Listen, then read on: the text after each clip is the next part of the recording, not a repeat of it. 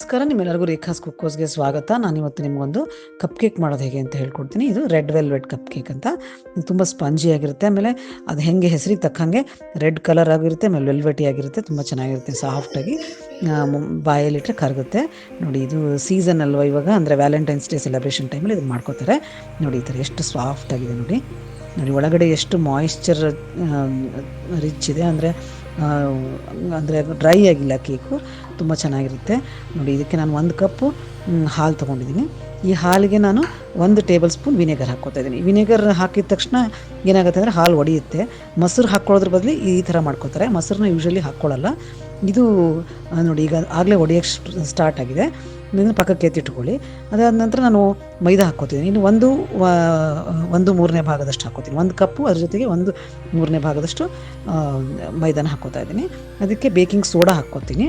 ಅದಕ್ಕೆ ಪೌಡರ್ ಹಾಕ್ಕೊಳ್ಳಲ್ಲ, baking soda ಹಾಕ್ಕೋತಾ ಇದ್ದೀನಿ 1 ಸ್ಪೂನು. ಆಮೇಲೆ ಉಪ್ಪು ಹಾಕ್ಕೊಂಡಿದ್ದೀನಿ, ಒಂದು ಅರ್ಧ ಸ್ಪೂನಷ್ಟು. ಇದಾದ ನಂತರ ಕೋಕೋ ಪೌಡರ್ 4 ಸ್ಪೂನ್ ಹಾಕ್ಕೋತಾ ಇದ್ದೀನಿ. ನೋಡಿ, ಈ ಕೋಕೋ ಪೌಡರ್ ಹಾಕ್ಕೊಂಡು ಇದನ್ನೆಲ್ಲ ಹಾಕ್ಕೊಂಡ ನಂತರ ಈ ಥರ ನಾವು ಜರಡಿ ಮಾಡ್ಕೋಬೇಕಾಗುತ್ತೆ. ಇದರೊಳಗೆ ಗಂಟುಗಳೆಲ್ಲ ಇರೋ ಚಾನ್ಸಸ್ ಎಲ್ಲ ಇರುತ್ತಲ್ಲ, ಆದ್ದರಿಂದ ಇದನ್ನು ನೀಟಾಗಿ ಜರಡಿ ಮಾಡ್ಕೋಬೇಕು. ನೋಡಿ, ಈ ಥರ ಎಲ್ಲ ಏನಾದರೂ ಗಂಟುಗಳಿದ್ರೆ ಈ ಥರ ಬಿಡಿಸ್ಕೋಬೇಕು. ನೋಡಿ, ಕೆಲವೊಂದು ಗಟ್ಟಿ ಪದಾರ್ಥ ಇದ್ದರೆ ತೆಗೆದು ಹಾಕ್ಬಿಡ್ಬೋದು. ಈ ಥರ ಮಾಡೋದ್ರಿಂದ ಏನಾಗುತ್ತೆ ಅಂದರೆ ನಾವು ಅದರೊಳಗೆ ಏರನ್ನ ಹಾಕ್ದಂಗೆ, ಗಾಳಿನ ಇಂಟ್ರೊಡ್ಯೂಸ್ ಮಾಡ್ದಂಗೆ ಆಗುತ್ತೆ. ಅವಾಗ ಕೇಕ್ಸು ಭಾಳ ಲೈಟಾಗಿ ಬರುತ್ತೆ. ಅದ್ರ ಜೊತೆಗೆ ನಾವು ಶುಗರ್ ಪೌಡ್ರ್ ಹಾಕ್ತೀನಿ. ಎಷ್ಟು ಹಾಕ್ತೀನಿ ಅಂದರೆ 1 ಕಪ್ಪು, ಅದ್ರ ಮೇಲೆ 1/4 ಕಪ್ ಹಾಕ್ತಾಯಿದ್ದೀನಿ ಮೇಲೆ. ಅದು ಹಾಕಿ ರೆಡಿ ಇಟ್ಕೊಂಡಿದ್ದೀನಿ. ಅದು ಡ್ರೈ ಇಂಗ್ರೀಡಿಯೆಂಟ್ಸು. ಇದು ನೋಡಿ, ನಾವು ಆಗಲೇ ಮಾಡ್ಕೊಂಡಿದ್ವಲ್ಲ, ವಿನೆಗರು ಮತ್ತು ಹಾಲು ಹಾಕಿದ್ವಲ್ಲ, ಅದು ಹೆಂಗಾಗಿದೆ ಮೊಸರು ಥರ. ಅದಕ್ಕೆ ನಾನು ಒಂದು ಅರ್ಧ ಕಪ್ಪು ಎಣ್ಣೆ ಹಾಕ್ಕೊಂಡು 1 ಸ್ಪೂನಷ್ಟು ವೆನಿಲಾ ಎಸೆನ್ಸ್ ಹಾಕ್ಕೋತಾ ಇದ್ದೀನಿ. ಈಗ ಅದಕ್ಕೆ ನಾನು ರೆಡ್ ಕಲರ್ ಹಾಕ್ಕೊಂಡಿದ್ದೀನಿ, ಅರ್ಧ ಸ್ಪೂನಷ್ಟು. ನೋಡ್ಕೊಂಡು ಹಾಕ್ಕೊಳ್ಳಿ ಕಲರ್ನ, ಒಂದೊಂದ್ಸಲ ಜಾಸ್ತಿ ಆದರೆ ಡಾರ್ಕ್ ಆಗಿಬಿಡುತ್ತೆ.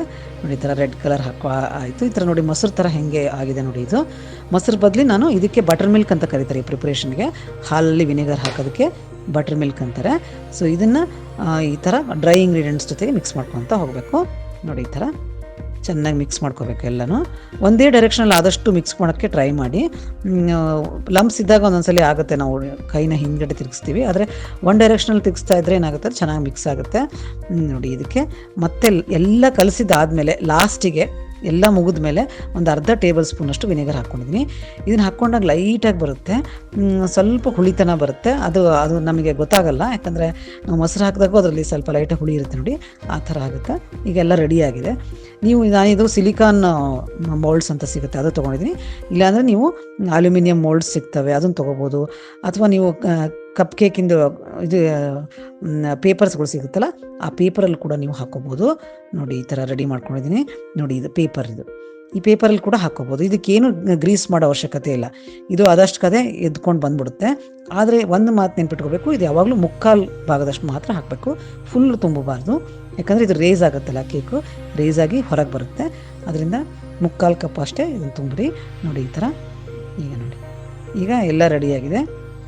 ಈಗ ನಾನು ನಿಮಗೆ ಇದ್ರೊಳಗೆ ಮಾಡ್ಕೊಳ್ಳೋದು ಹೆಂಗೆ, ಪ್ಯಾನಲ್ಲಿ ವೆಸಲಲ್ಲಿ ಮಾಡ್ಕೊಳ್ಳೋದು ಹೆಂಗೆ ಅಂತಲೂ ಹೇಳ್ತೀನಿ. ಇದು ನೋಡಿ, ಇದರೊಳಗೆ ನಾನು ನೀರೇನೂ ಹಾಕಿಲ್ಲ, ನಾನು ಸ್ಟೀಮ್ ಮಾಡ್ತಾ ಇಲ್ಲ.